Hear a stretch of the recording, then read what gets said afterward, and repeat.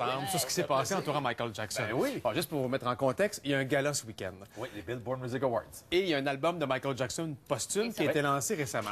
Alors, on utilise cet événement-là pour présenter une performance de Michael Jackson faite de façon artificielle, en hologramme. Voilà. As-tu aimé ça? Estomaqué. Estomaqué? Parce que ce qui est fascinant où on est rendu avec les hologrammes, c'est qu'avant ça, c'était prévisible. Quand on regarde ce qui a été fait avec les années, même Céline, dans son spectacle à Las Vegas, Stevie Wonder est là pour chanter Overjoyed de temps en temps, et on bouge pas. Tu sais, habituellement, un hologramme, jusqu'à maintenant, c'est qu'on disait à la personne qui chantait avec l'hologramme, tu te tiens là et tu bouges pas. Et là, quand j'ai vu l'hologramme prendre la peine de s'asseoir sur la chaise, là, j'en revenais pas. Je sais pas, on est rendu, ça fait peur. Ça fait peur même qu'il y a eu une ovation, tu me dis. Oui, à la fin, on a ovationné Michael Jackson. Il y a des gens même pas là. pleuraient aussi dans la salle. C'est incroyable. On dit que c'est 1 an de travail à plus d'une centaine de personnes pour recréer de façon synthétique ces images-là de Michael Jackson. C'est ça. C'est le même principe que, vous savez, les boîtes vocales, quand vous appelez de temps en temps, on dit aujourd'hui, nous sommes le 2 mars 2012. C'est le même principe. On a pris chacun des mouvements de Michael Jackson, on les a analysés, on les a mis dans une boîte et il y a quelqu'un qui réussit à recréer parce que jusqu'à maintenant, ce qu'on voyait dans les hologrammes, encore Céline en exemple, quand elle avait fait avec American Idol et Elvis, on avait été chercher une performance d'Elvis à son émission, à son comeback special dans les années 60. À côté d'elle. Exact. Même pas. C'était vraiment au montage. C'était pas comme Dimanche soir. Dimanche soir, c'était vraiment en live. Alors que Céline, American Idol, il y avait eu du montage qui avait été fait et on avait inclus Elvis parce que quand Céline chantait, il y avait un imitateur à côté d'elle et par la magie du montage, on avait réussi à combiner un peu, comme on l'avait fait dans le film Forrest Gump également, quand il donne la main au président Nixon. C'était le même principe. Mais là, dimanche soir,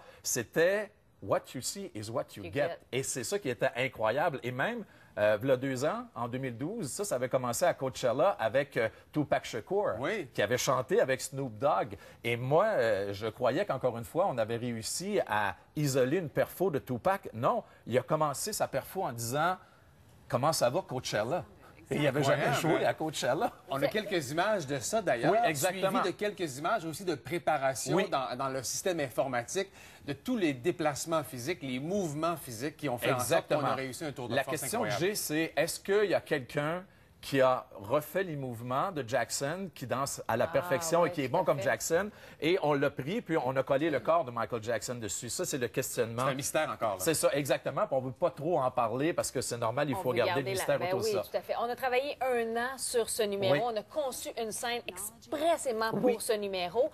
Ça vaut combien, ça, selon toi? Bien, l'hologramme, tu vois, comme Tupac Shakur, en 2012, ça avait coûté 400 000 $ à réaliser. Fait que j'ai comme et Tupac était debout tout simplement, il se promenait de gauche à droite et Snoop Dogg était à ses côtés puis il fallait pas qu'il bouge. Mais là, tu avais une chorégraphie qui a été montée avec des gens qui côtoyaient Jackson, l'hologramme et tout ça. Ça a dû coûter pas loin du $1 million. Est-ce qu'on est rendu là? On a déjà évoqué une tournée avec Amy Winehouse, une tournée où on a refusé un peu. C'est son père qui a dit non. C'est son père qui a dit non. Est-ce qu'une tournée avec Michael Jackson serait quelque chose de possible? Moi, je crois qu'un événement spécial, oui.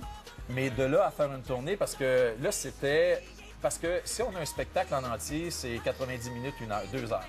Alors là, pendant 2 heures, avoir une image, j'ai comme l'impression que la connexion se fait pas parce que là, Jackson, ce qui est intéressant, c'est quand on le regarde de plus en plus et qu'on le visionne de plus en plus, on comprend un peu, puis on constate, là, on le voit que ça déchire un peu, comme on dit dans le langage, là, on le voit que c'est pas un humain. C'est quand même de très bonne qualité, mais c'est quand même particulier. Mais de là à dire qu'on va faire un concert de 2 heures, là, je serais très, très, très surpris. Donc, il va vendre des albums, il va vendre, tu vois, on y croit tellement qu'on a l'impression que c'est Jackson, mais la compagnie va vendre bien des albums suite à cette... Bien, c'est sûr et certain. Dans les heures qui ont suivi, mais tu vois, ce matin, je suis allé voir, parce qu'il existe un site Internet où tu peux voir iTunes à l'heure dans le monde entier. Et ce matin, il était comme numéro 5, numéro 6 en moyenne dans les ventes. C'était plutôt Coldplay qui était numéro 1, puis les Black Keys. Ça a eu de l'impact. Et même Tupac Shakur, tu vois, on dit qu'il y a une de ses chansons, la chanson qu'il a interprétée à Coachella en 2012, les ventes avaient augmenté de 500 % dans les 24 heures qui avaient suivi. Donc, on verra demain pour Michael Jackson. Oui, exactement. OK. Je vais aller voir Vanessa parce qu'elle m'a dit tantôt qu'il y a une artiste japonaise, je pense, Vanessa? Oui. Oui, il y a une artiste japonaise, complètement virtuelle, Hatsune Miku, qui a été inventée en 2007. Oui. Sa voix aussi, elle est faite à base d'un logiciel de synthèse vocale. Et ce qui est étonnant, c'est qu'il y a des gens qui vont la voir en concert. On parlait tout à l'heure des hologrammes, puis qu'on n'est pas habitué à ça, mais il y a des gens qui se déplacent pour voir seulement cette star pop virtuelle, chanter via hologramme. Donc, au Japon, ça marche déjà. Et d'ailleurs, elle a fait la première partie de Lady Gaga il y a quelques semaines. Et il y a un vidéoclip aussi en compagnie de Pharrell Williams qui est sorti il y a une semaine. Donc, c'est quand même assez fascinant. C'est un peu épeurant, moi, je trouve. On s'en va dans l'industrie de la musique. Tout devient artificiel. Moi, je pense qu'il faut trouver des moyens pour en vendre des disques et pour stimuler l'intérêt envers la musique. Mais il y a 20 ans, les premiers personnages animés en images de synthèse au cinéma, ça a soulevé un questionnement assez Exactement. assez Et d'ailleurs, il y a important. un film qui avait été fait là, avec Al Pacino. C'était une présentatrice météo de nouvelles, puis elle était complètement virtuelle, comme ça, elle n'existait pas. Juste en terminant, je vais retourner à Vanessa. On t'a envoyé un lien web il y a quelques secondes à peine, juste pour montrer aux gens un peu le type de projection qu'on aurait utilisé dans le cas de Michael Jackson. Alors, tu veux nous présenter un peu les images? C'est un effet de miroir dans lequel on projette... Toujours comme ça. Alors, on peut voir que on le projette d'abord en avant de la scène et l'effet de miroir le reconstruit devant la scène. Oui, ce qui se passe, c'est qu'habituellement, le projecteur est en haut.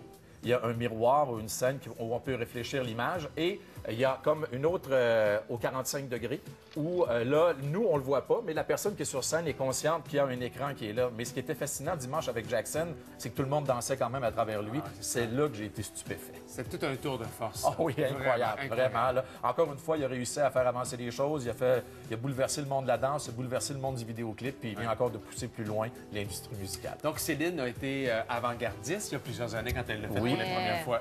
Et la première, je pense qu'il l'a fait, c'est Madonna avec Gorillaz aux Grammys en 2017. Il y a quelques années, Avec des personnages animés. Là, exactement, mais ça, c'était quand même assez prévisible. Ça, on voit Elvis, On le voit avec justement, Elvis American Idol, mais c'était quand même Céline. réussi. Oui, c'était incroyable, ça, également, là. Et c'était le rêve de René en même temps de voir Céline chanter avec son idole, Elvis. Tout le monde était content. Merci, Mike, pour cette discussion. Ça m'a fait ce matin. plaisir. Bonne journée à vous autres.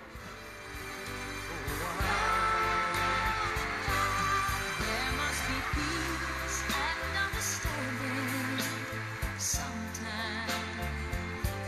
Strong winds of promise that will blow away all the doubt and fear. If I can dream of a wondrous sun where hope keeps shining.